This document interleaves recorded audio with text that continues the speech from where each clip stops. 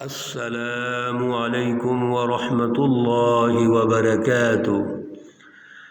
اعوذ باللہ من الشیطان الرجیم، بسم اللہ الرحمن الرحیم۔ وهو الذي مد الأرض وجعل فيها رواسي وأنهارا ومن كل الثمرات جعل فيها زوجين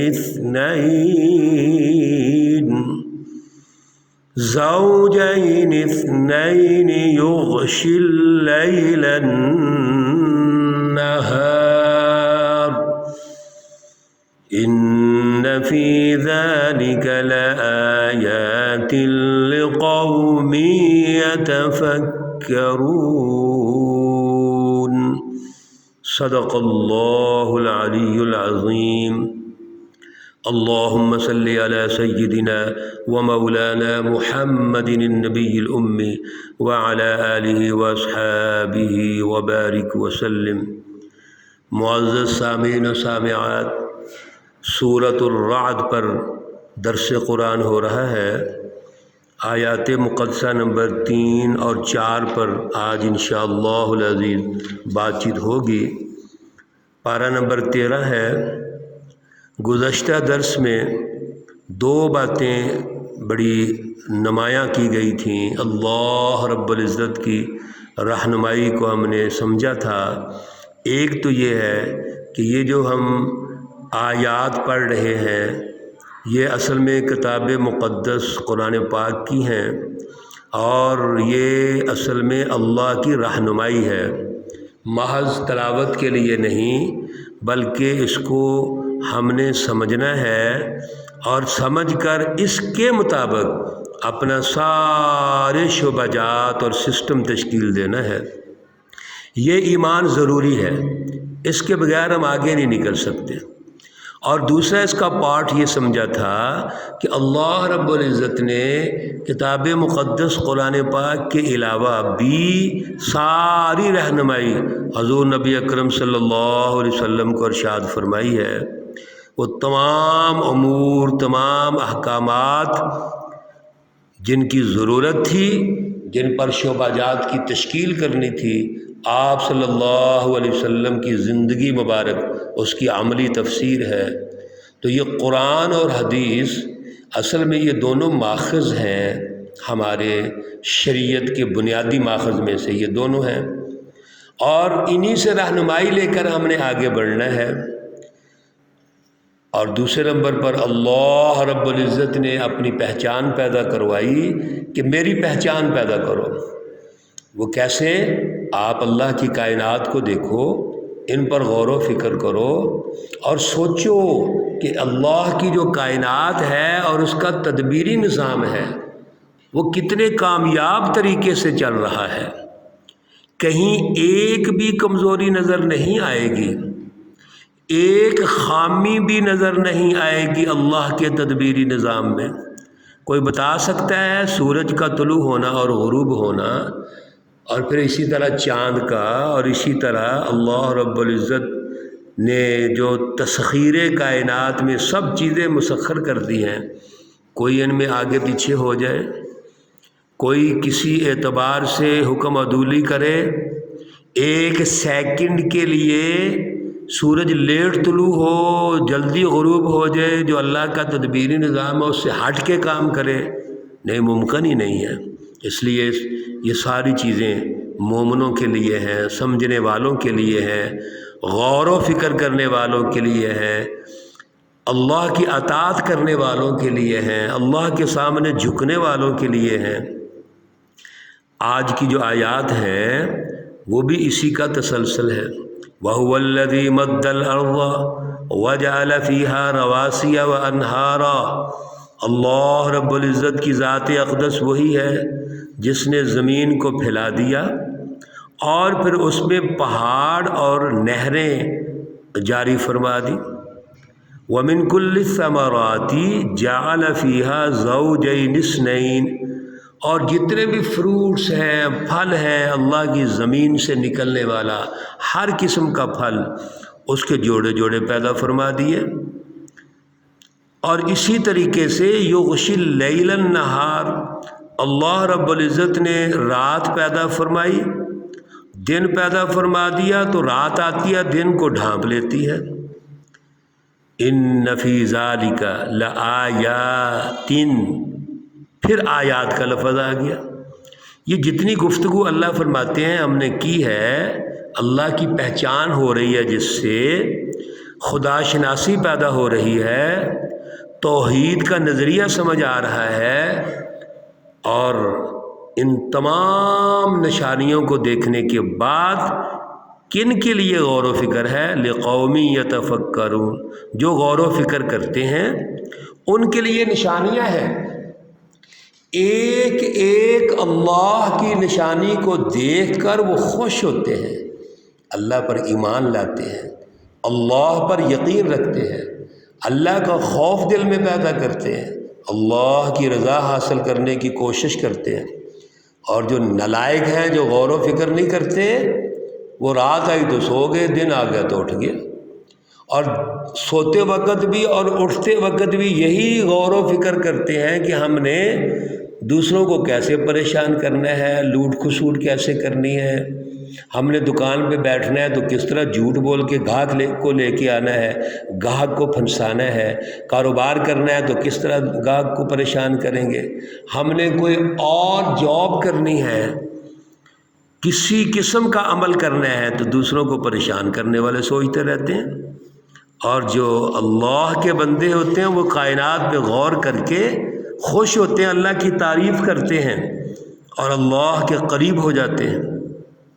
اللہ فرماتے ہیں وَفِي الْأَرْضِ قِطَعٌ مُتَجَاوِرَاتٌ، زمین پہ ذرا غور کیجئے، اللہ رب العزت نے مختلف ملے ہوئے جو حصے ہیں، ٹکڑے ہیں مختلف، ان کو اس طرح قائم کیا ہوا ہے، پیدا کیا ہوا ہے جیسے تراشے ہوتے ہیں۔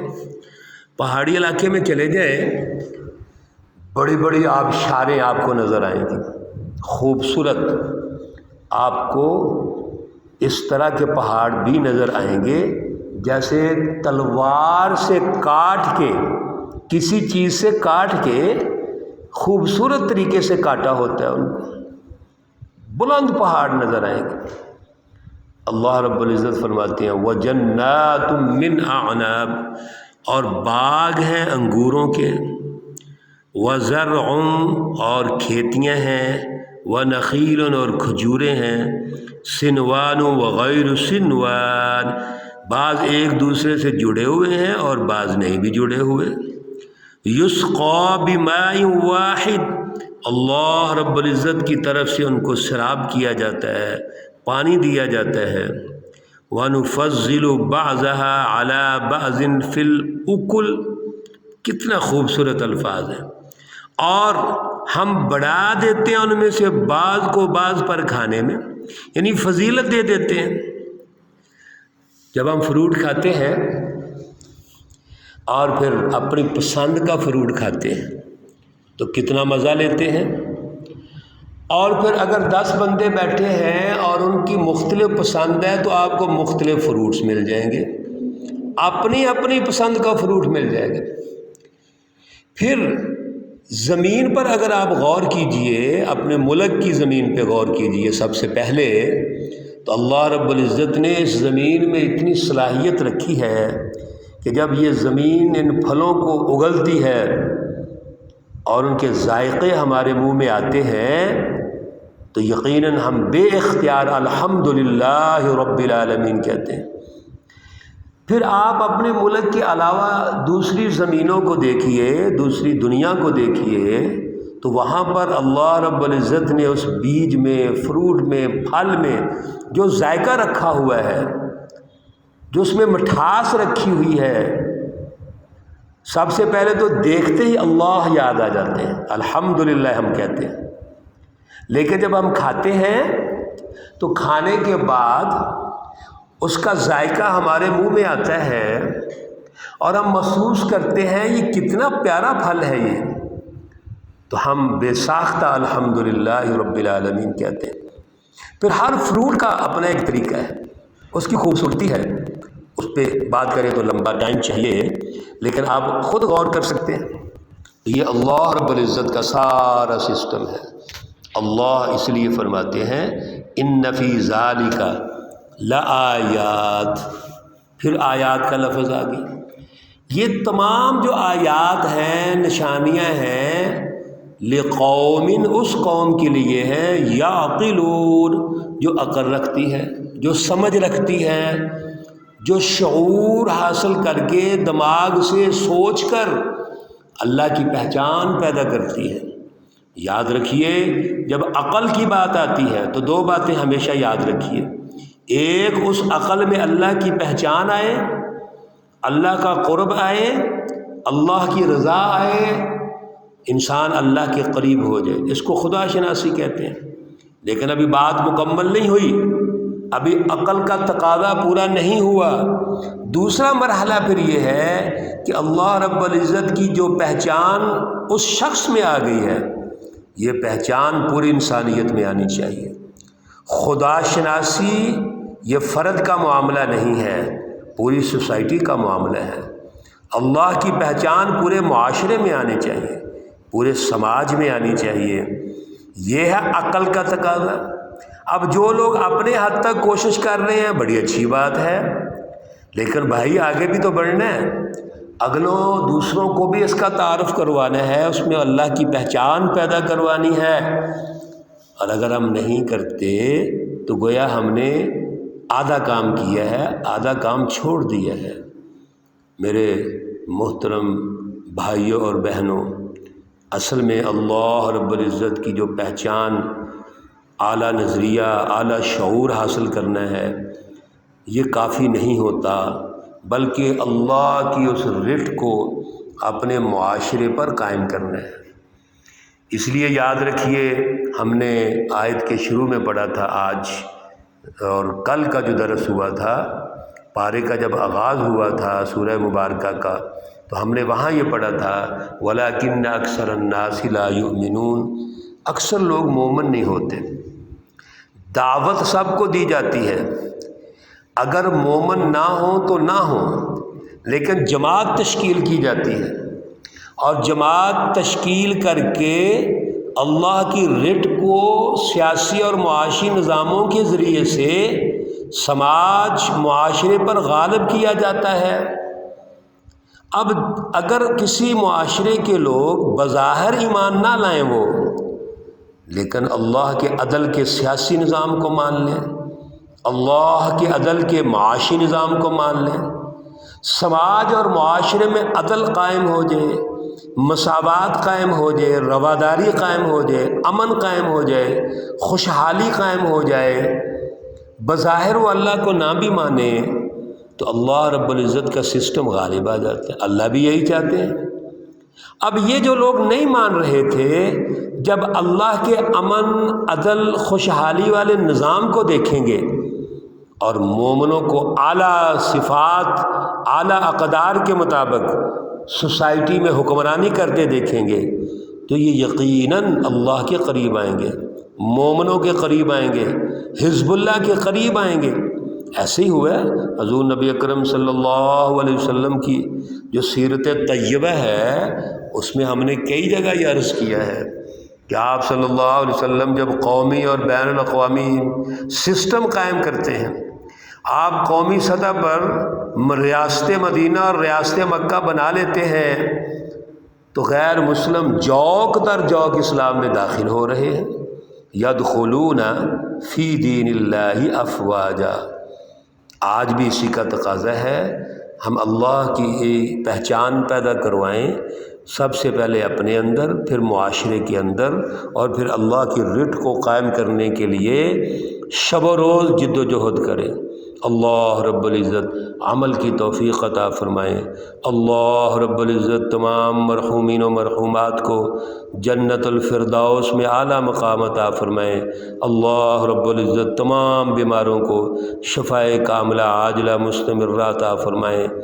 اللہ رب العزت جہاں جہاں بھی ہمارے بھائی عزیز و اقارب پریشان ہیں ان کی پریشانیوں کو دور فرمائیں۔